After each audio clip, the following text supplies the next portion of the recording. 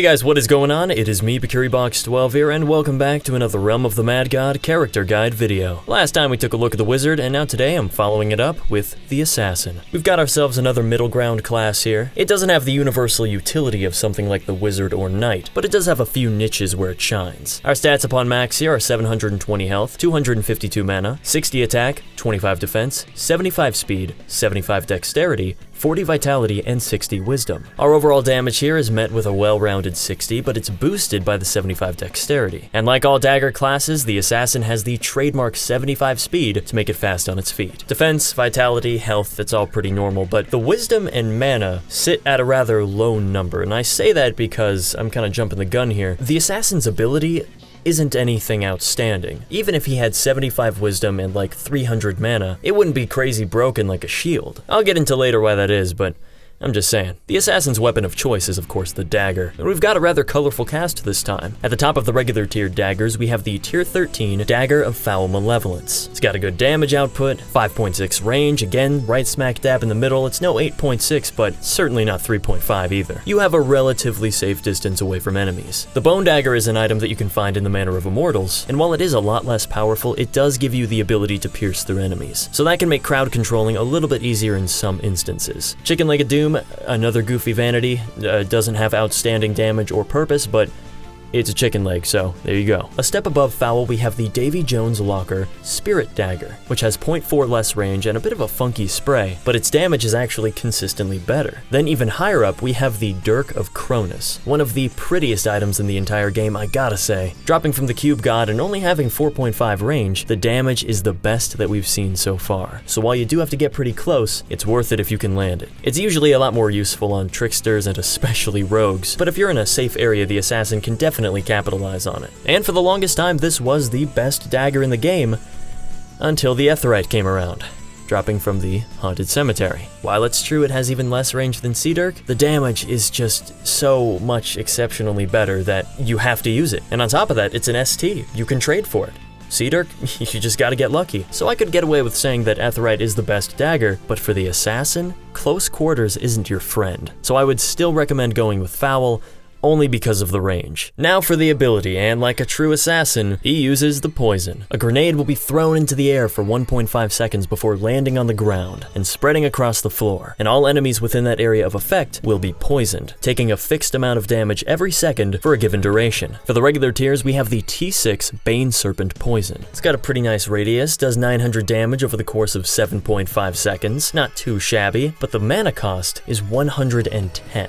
Okay, this is where we get into the more situational problems of the Assassin. 110 is roughly half the mana of a fully maxed Assassin, meaning for a given boss fight, you can only throw about 2 poisons at a time before you either have to drink magic potions, wait for your wisdom to kick in, or just have a broken pet that usually solves your mana problem. But even at that, that's still only 1800 damage over the course of like 8 seconds. When you take into consideration how fast-paced the game is, bosses can either die very quickly, or they go through like a million invincibility phases, at which point you can't even damage the boss anyway. Now, to the Assassin's credit, if you land a poison before a boss becomes invulnerable, your poison will still be in effect while they're invulnerable. So yes, you can damage enemies while they're invincible, and that is one of the perks to the Assassin. I hopped on my 8/8 Assassin, popped a couple of lucky clovers, and played for about an hour to see how much loot I could get, and to my surprise, I was actually competing pretty well. Even with knights and warriors and wizards around me, I still got it. But then I realized, I'm a fully maxed Assassin with a maxed rare pet. Of course I'm gonna be able to throw several poisons at a time at a given boss. For new players, the Assassin takes a very long time to get rolling. When you have him and when he's maxed, when he's good to go, he is a very fun time. Still not the most effective, but he's fun. He's a good class. Nothing exceptional, but a fun time. I had a good time with him. But that's only because I can bypass that very slow snowball effect in the beginning. New players, you're gonna have your patience tested, because until you can throw multiple poisons at once and until you have your stats maxed, it's nothing to write home about. And you may write off the Assassin as this mundane and unnecessary class. So that's really something that you should keep in mind. I'm not saying don't use it, at least try it, but it will take some time, especially with how much faster the game has become. Another one of the more strategic perks to having a poison is throwing it over walls. You don't actually have to be in contact with enemies to damage them, and that is a very cool feeling. Run up to a boss, chuck a poison, run back, get loot. This is very good in a handful of dungeons where you don't want to get close to enemies as to not aggro them, and it's one of the best classes to bring to the wine cellar. In fact, you could consider the Assassin to be the king of the WC. Oryx the Mad God 2's Soulbound threshold is like 750 damage, so just chuck one tier 5 or tier 6 poison in, and you already qualify. It's great. And if you have enough power and the mana to spare, it can work great on crowds. You can take out hordes of enemies rather quickly, or at least damage them all adequately. With both the Sorcerer and the Assassin, I can hit multiple gods at one time in the realm, and I usually find myself getting a lot of purple bags that I didn't think I would get. As far as untiered poisons go, there are 2 to keep an eye out for. The first being the Plague Poison, dropping from the Haunted Cemetery. The mana cost is lower at 80, which is already a good start, but the damage is only 500 over 15 seconds. Whew, that's pretty weak. Granted, you could theoretically throw more poisons given more mana, since the cost is lower than Bane Serpent. However, the radius is much larger, meaning it works wonders on enemy hordes, and you've probably heard about using it in the Tomb of the Ancients. Assuming it's a free-for-all tomb, then by all means, chuck those poisons. You can hit all 3 bosses at the same time, but other than that, it's simply okay. The Murky Toxin, thankfully, is a little more desirable. It costs more mana at 125, but it has 2 shots. You're throwing 2 different poisons at the same time. One has a radius of 2, the other 4. The smaller shot does 900 damage, and the second does 300 for a total of 1200. If you have precise accuracy and know how to time it, you can be dealing more damage to a boss than with Bane Serpent. And on top of that, the cooldown has almost been halved at 4 seconds. So if you're really good and can land all 4 of these shots, you're doing 2400 damage to a boss over like 4 or 5 seconds. That's what I'm talking about. As far as armors and rings are concerned, like I always say, it comes down to what kind of assassin you want to have, and whether or not you actually have access to these armors and rings. Hydra skin armor gives you 17 defense and 5 dexterity, can't go wrong with that. You're tankier than a wizard, and you get a bit of a buff to your DPS. But if you really want to go crazy with the attack, then throw on a spectral cloth armor from Davy Jones. Gives you 3 attack, speed, and dexterity, which when combined with the 3 attack and dex from the Murky Toxin, and who knows if your ring is giving you attack, that can make for a rather powerful assassin. But you're only getting 14 defense, which